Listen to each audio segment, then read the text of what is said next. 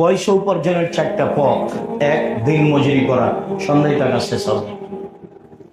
দুই, চাকরি করা, 25 দিনে শেষ হবে। এক একজনে থাকতে পারে সাধারণত 25 দিনের চাকরির টাকা শেষ হবে, 5 দিন ধার কর্জে চলবে, আবার বেতন পেলে আবার দিবে, আবার বেতন পেলে আবার দিবে। যদি বাপ মা বলে যে বেটা একটু টাকার প্রয়োজন ছিল, তাহলে ছেলে বলবে আম্মা এই মাসে তো পারলাম না, দেখি সামনে মাসে। তো সামনে মাসে আরো জিনিসের দাম বেড়ে গেছে, কিছুই করতে পারেনি। থাকলো তৃতীয় হলো জমি চাষ। জমি চাষে অন্তর শক্ত হয়, সফল হওয়া যায় না, মানে আয় ব্যয় সমান সমান, কিছু করা যায় না জমি চাষ। 4 নম্বর হলো ব্যবসা।